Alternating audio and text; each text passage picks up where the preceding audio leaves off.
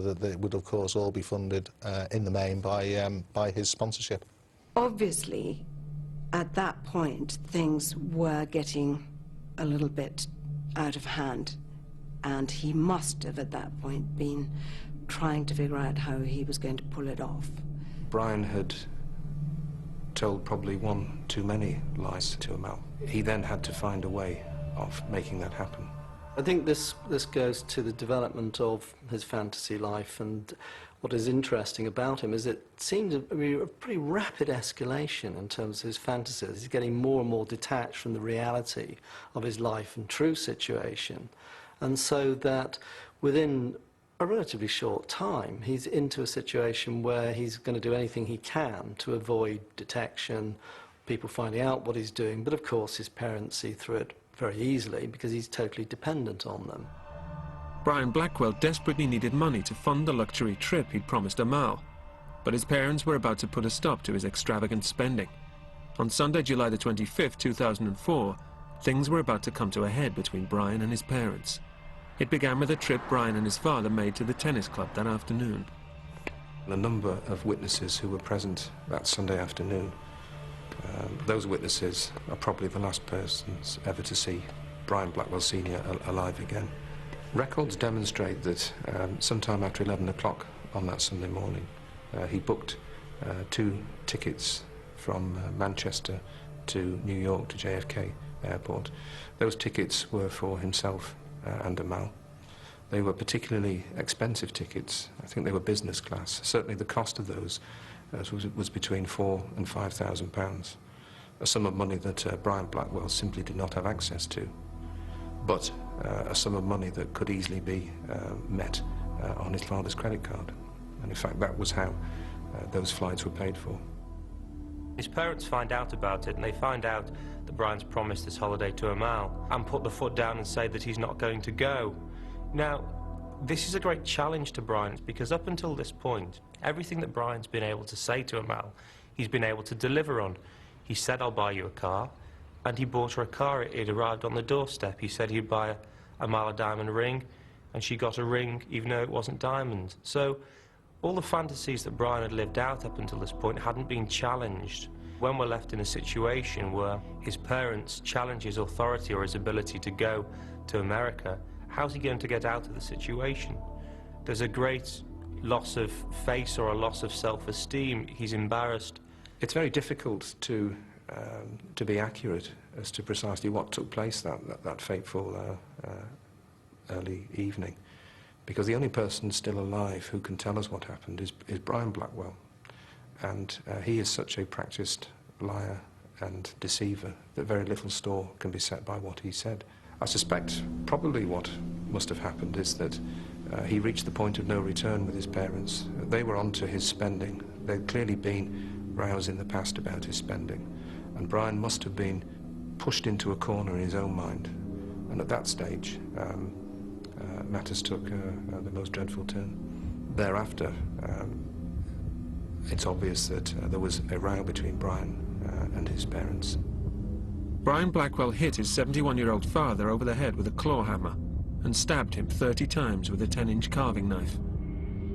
He then knocked his 61-year-old mother unconscious with the hammer before stabbing her in the head and chest around 20 times. Having killed his parents, Brian later described burning the clothing that he'd been wearing in an incinerator in the garden. Amal was waiting for him to turn up at the house and had actually rung him on a couple of occasions, and a taxi had called outside the long driveway, which he hadn't come out to, so that she then arranged for another taxi, and he left. In fact, at one point, he pretended to go back into the house to say goodbye, in the full knowledge that he'd left the body of his parents there. He then went to Amal's house. And it was noticeable that in the course of the journey from Melling to Amal's house, the taxi driver didn't detect any signs of the traumatic event to which Brian had recently been involved. In fact, he said it was a perfectly normal conversation, which is a rather surprising feature and a rather chilling feature. The following day, they flew to New York. They flew business class. The tickets just under £5,000. They stayed at one of the better hotels in New York. and then flew on to Miami and Barbados and had a very expensive holiday. It was clear now that money was no object to Brian. It seems almost beyond belief that any person, particularly a person who is only fairly young and not that worldly wise, could put aside the events that he'd left back at home, which were horrific, and be able to separate them from his holiday. It takes a certain sort of person, I think, that is able to do that. And it was certainly something he was able to achieve, to the extent that Amal had no idea whatsoever that he was carrying this, what anybody else would describe as a huge burden on himself. When Brian Blackwell and Amal Saba landed in New York, Brian had arranged for a limousine to meet them and take them to one of the city's most luxurious hotels, the Plaza. He'd booked one of its top suites overlooking Central Park. All the time, Amal was completely unaware of the horrific crime Brian had committed. In this chilling video clip, Brian is clearly seen to be having a great time with Amal, enjoying the luxury surroundings just days after killing his parents. Let's show you the bathroom with our own little television, shower, And jacuzzi. and we have our own little dressing table. That's me, hello. And that's me. And this is our view at night. Don't know if you can see anything. Here she was in this, it's like an apartment. It's the presidential suite. It's where Kennedy stays and Bush stays. And Brian then ordered a meal of lobster and oysters and caviar. So it must have been very romantic. And he said that she could go to Prada or Gucci or wherever she wanted in Fifth Avenue in the morning and buy whatever she wanted. They stayed in very top hotels, hundreds of pounds a night. They ate and drank lavishly, the finest champagne, lobsters. We actually recovered a bill from one of the hotels that was an extremely expensive dinner. There was absolutely no expense spared on this trip, and certainly Amal must have been dazzled by the ability that this young man had to spend money. It's a curious feature that she didn't seem to be concerned that there was no tennis, but it may well have been that, in fact, that was another lie told by Brian. They toured North America, going in no particular order to San Francisco, Miami,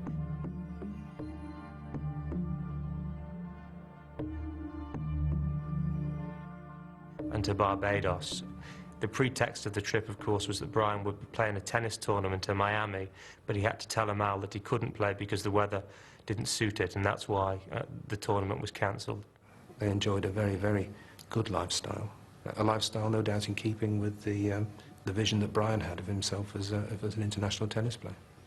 At no stage did Amal have any clue that there was anything wrong with Brian's parents. On occasions, he pretended to get in touch with his parents. We've been able to recover the photographs that they took of the trip, and viewing those photographs, they're happy, they're smiling in all the various locations, and freed from perhaps the constraints of his parents. He made full use of it, he made full use of the cards, and he spent a vast amount of money in the course of those 2 weeks or so. She said that there was never at any point any sense that he was under stress, distressed, nervous, anxious. So they had a whistle-stop tour of the high spots of America with no indication whatsoever of what he'd left behind, of the horror that he'd left behind. Teenager Brian Blackwell has just enjoyed a £30,000 holiday of a lifetime to America with girlfriend Amal Saba. He'd used his dead parents' credit cards to pay for the trip, after killing them and leaving their bodies to rot at their home in Melling, Liverpool. With his unsuspecting girlfriend, Brian returns to the scene of the killings. When Brian came back from America, he went straight back to his home. I personally think at this point he expected to see police activity around the house. They were met by a neighbour who expressed some surprise that they didn't know Mr. and Mrs. Blackwell had gone to Spain. At that stage, it presented Brian with another opportunity to lie his way out of difficulty. I went in that particular morning to pick the letters up, and I noticed his girlfriend was in front of the bungalow, and there was luggage on the floor.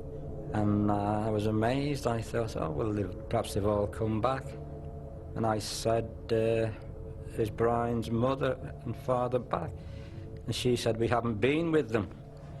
She said, we've been separate. We've been to New York, and they've gone to Spain.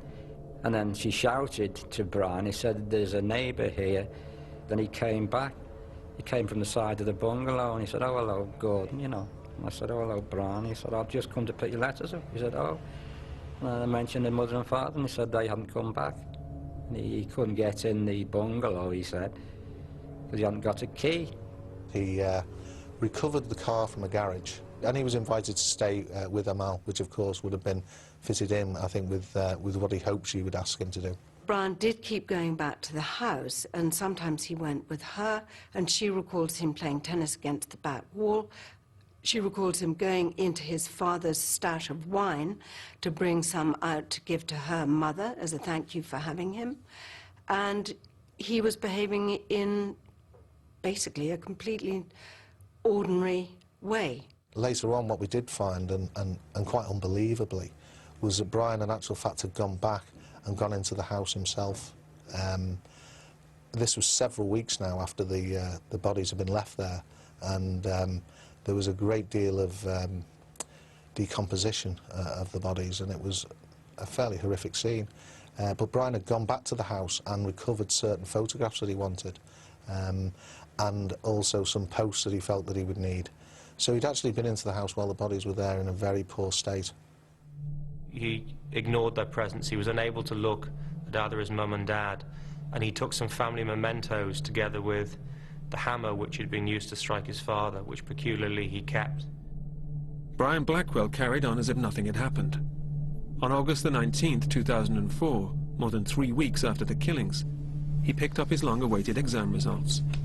On A-level day, when Brian came in to pick up his A-levels, he was very much like many of the other students who were there on that day. Seemed to be happy and excited by the results that he'd received. He'd achieved straight A grades, so obviously he was going on to where he hoped to go to. And when I spoke to him, he seemed to be normally happy, rather like the rest of the students on the day.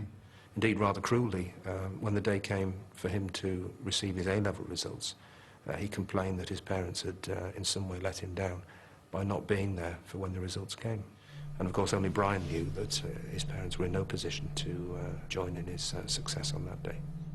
Brian had a problem because he knew that the bodies of his parents still lay in the house undetected, and the longer that went on, the greater the problem was going to be. And at one stage he actually went into Kirby, which is quite close to his parents' property, and he approached 2 young men, offered them money to burn the house down. Again, he must have thought in his own mind that that was a perfectly proper thing to do. It was a way of getting rid of the problem.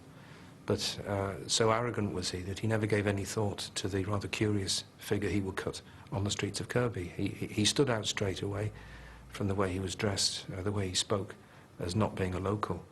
And in fact, the two lads that he spoke to, one of them thought he was an undercover police officer.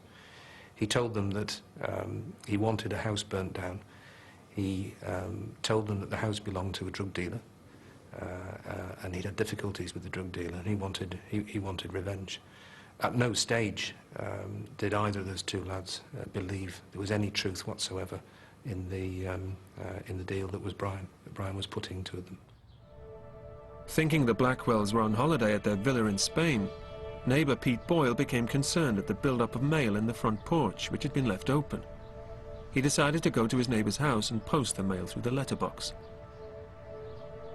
And it was only then when I picked up the mail and I lifted the flap up, which was obviously an airtight flap, and the smell came out. And it was when I stepped back and I looked at the door, and it was strange really, because we hadn't known neither my daughter or I We hadn't noticed it when we were walking up,